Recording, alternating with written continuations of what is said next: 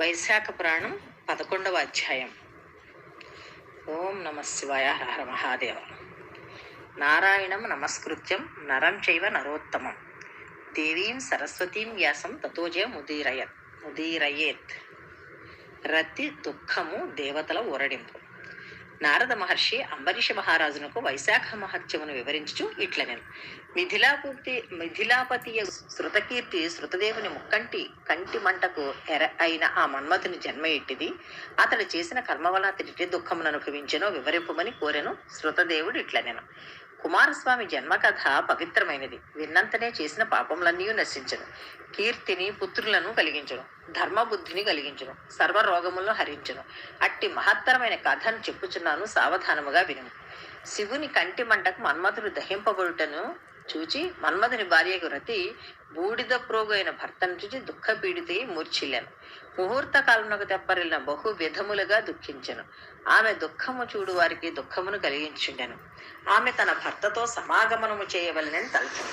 అందులకై తగిన ఏర్పాట్లను చేయుటకు తన భర్తకు మిత్రుడగు వసంతుని తలచెను. వీరపత్నియగు ఆమె కోరిక ప్రకారము చితిని ఏర్పరచుడికై అతచటకు వచ్చాను.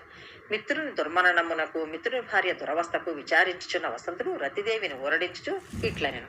అమ్మా, నేను నీ పుత్రుని వంటి వాడను. పుత్రుడనగు నేనుండగా నీవు సహగమనము నర్చవలదు అని వసంతుడు బహువిధములుగా చెప్పినను. రతి సహగమనము చేయుటకై నిశ్చయించుకున్నాను. వసంతుడు ఆమె నిశ్చయమును మరలింపలేకపోయాను.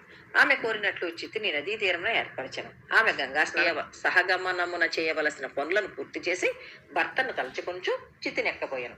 అప్పుడు ఆకాశవాణి కళ్యాణి పతిభక్తిమతి అగ్ని ప్రవేశము చేయకము. శివుని వలనను శ్రీకృష్ణావతారం నెత్తిన శ్రీ మహావిష్ణువు వలనను నీ భర్తకు 2 జన్మలు కలవు.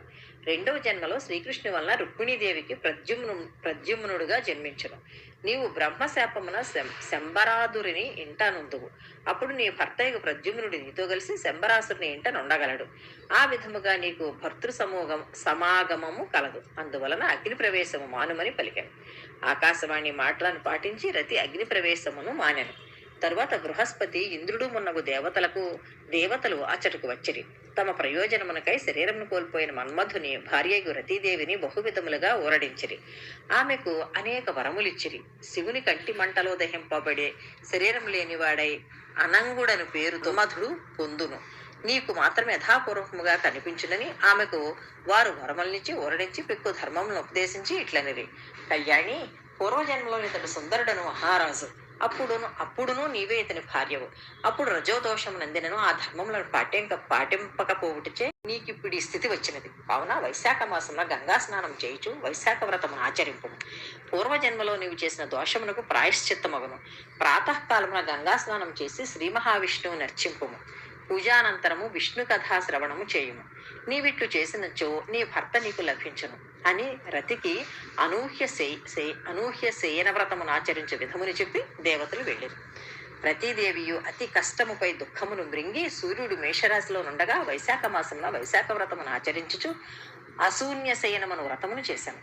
ఆ వ్రత ప్రభావమున ఆమెకు భర్తయ్య మన్మధుడు కంటికి కనిపించను. ఆమెతో యథాపూర్వకముగా సుఖించుచుండెను. మన్మధుడు పూర్వజన్మలో సుందరుడైన మహారాజుగా నుండెను. అప్పుడు అతడు వైశాఖ వ్రతము చేయలేదు, వైశాఖ దానములను చేయలేదు. వెంటనే అతడు శ్రీ మహావిష్ణువు కుమారుడనైనను శివుని కోపాగ్నిచే శరీరమును పోగొట్టుకునేను. విష్ణుపుత్రునికే వైశాఖ వ్రతమును ఆచరింపకపోవుట వలన ఇట్టి పరిస్థితి వచ్చినచో మిగిలిన వారికి ఏమి చెప్పవలయును? కావున ఇహలోక సుఖములను ఆశించు వారు అందరూ తప్పక వైశాఖ వ్రతమును ఆచరింపవలయును సుమా. వైశాఖ పురాణం 11వ అధ్యాయం సంపూర్ణం. ఓం నమ శివాయ. ఓం నమో నారాయణాయ నమః. శ్రీ దుర్గా భవానీ శ్రీ జ్ఞాన అవధూత సూర్యనారాయణ స్వామి వారి కృపతో మీ శ్రేయోభిలాషి.